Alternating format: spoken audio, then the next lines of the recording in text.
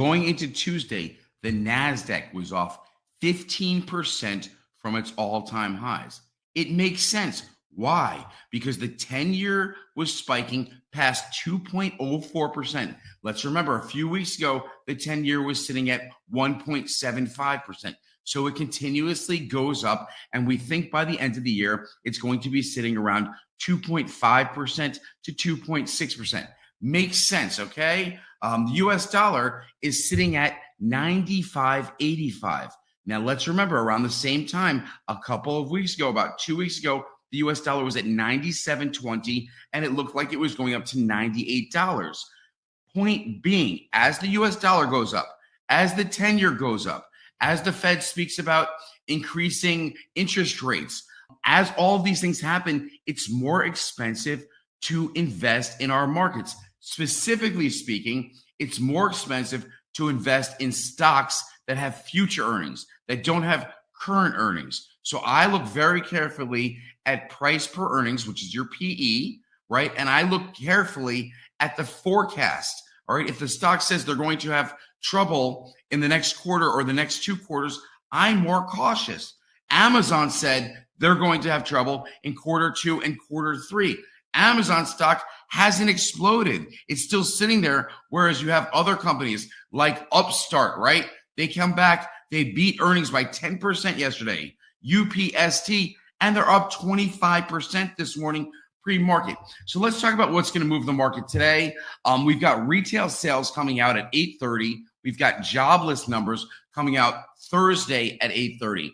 Now, if I expect anything from retail numbers today, it's probably that they're going to come in strong, which would be a good sign for the market. However, please understand, we're not in a bull market, nor are we in a bear market. We are in what's called a stock pickers market. So after I briefly talk about the SPY and the UVXY, which is how I track the market, I'm going to mention specific stocks, and we'll call it my watch list for today. There are good stocks, like if the market is strong, these should perform well. If the market is weak, I would use these and play puts going down. All right, so there's 2 ways to look at it. Stick with me. All right, so trades from yesterday. Let's talk about my SPY calls first, because my SPY calls that I was in at $437 for the SPY, I sold at $445. Why? Because the SPY seems to have a ceiling of $446, and I'm going to point that out to you shortly. The next position I was in was Uvxy Puts, and I said that I thought it was going to $15. Let's remember, it was $18 a day ago on Monday. So yes, it hit $15 yesterday morning. I got out, I secured profit. After that, the UVXY spiked to $15.70, right? So Matt was right exiting. And then it went under 15, ended the day to $14.86, making the options I sold worth more money. So whereas I was right throughout the day, by the end of the day, that ETF was at its lowest point, and I would have been more profitable. So what does that tell us about today's market? All right, so I've got the SPY chart sitting up here. As you can see, or let me actually show you a little better, huge outflow on the 11th, which is Friday, huge outflow starting yesterday, which was Monday, okay? So they were selling, and you can see the volume has significantly picked up since Friday afternoon, Monday afternoon, and then all of a sudden we get the spike yesterday. Now, why do we get the spike yesterday? Remember, because Russia sent in their invitation, and they're not going to war anymore. I don't buy it. I'm a little more hesitant. So let's talk about the SPY. The SPY is pushing 446. Now, yesterday I said I expected the SPY in a good market to come right back to 450, to fill this gap and to find the pressure or the ceiling where it was having problems before struggling. However, 446 seems to be the number, filled the gap right here, struggling at 446. So 2 ways to look at it today, all right?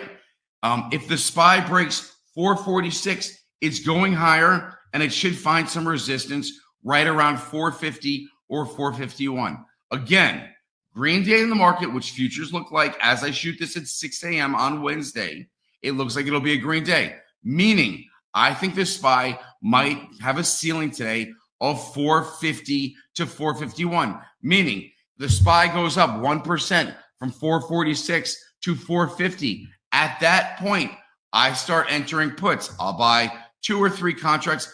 I won't let them expire same day. If you buy them for Wednesday and they expire today and you're incorrect, you will be a loser. I will buy them for Friday. The way to lose would be if the SPY goes up Wednesday, Thursday, Friday, then it doesn't matter if you bought extra time. But I don't see the market going up Wednesday, Thursday, Friday. I mean, you're telling me it'd be back around 457. That's not going to happen. Nothing goes straight up, and we know what the chart would have to look like if that happened. So the SPY going up, I believe, will have a ceiling or resistance today at around 450 or 451. Now, I don't think everything just goes straight up in the market, meaning I believe the SPY will probably pull back and probably retest 444 at some point today. Again, it's at 446. So I believe it will be down 0.05% at some point, and then I believe it will be up 1 full percent at some point. So let's go to the UVXY because we know I like to make money in the UVXY. Again, I've got the one-day chart. Anytime this spikes, I like to buy puts unless we see a surprise. Pipeline shutdown, ransomware, Russia's going to war, something else major happens. I don't want to say bad news because you knock on wood. But anytime you go to spike here, it sells off, spike, sell, spike, sell. So anytime this ETF spikes, I buy puts. What happened yesterday afternoon? It spiked to 1544 and then it dropped under 15. So again, made sense that it spiked. Now I'll just ignore all this. And I think this ETF is probably sitting around what, 1470? Yeah, it's at 1468 right now, off 1.41% this morning. So let's pull up the 5-day chart. And again, we're sitting right here, 1468. So understand, at 1467, you had this intense buying on Friday, the 11th. So you have to ask yourself, does that just dissipate? Are these people thinking that they're just incorrect anymore? So I would actually stay away from the UVXY today. Ton of selling at the end of the day, probably pushed it a little quickly, but it seems it wants to hover around here. And if you look at the charts, it's actually a little bullish. So I would be buying this ETF probably in the $13 range, $12.50 to $13. Until that happens, I'm actually not interested in that ETF. So I mentioned I would come up with a couple of different stocks this morning that you guys could easily watch. So Airbnb had earnings, positive earnings. Airbnb would follow the Dow, the NASDAQ. Green Day, it will push higher. It's up 2.8% pre-market. It'll probably go up somewhere between 6% and 7% today before pulling back. All right, now a stock that I'd be looking to sell in a tough market. So let's say the market changes and becomes a little more difficult today. I would be looking to short GameStop. Why? Because as I look at GameStop, volume's getting lower. It's been going strong for a month since it crossed $99 to the downside. I believe it was $96 around January 27th. We're not even a month later in February 27th. And it's up at $126. So it's up about 28% in about 3 weeks, okay? Nothing goes straight up. Nothing goes straight down. I don't hate GameStop. I just don't believe in its valuation. All right, so there's a negative one if you see the market turn bearish.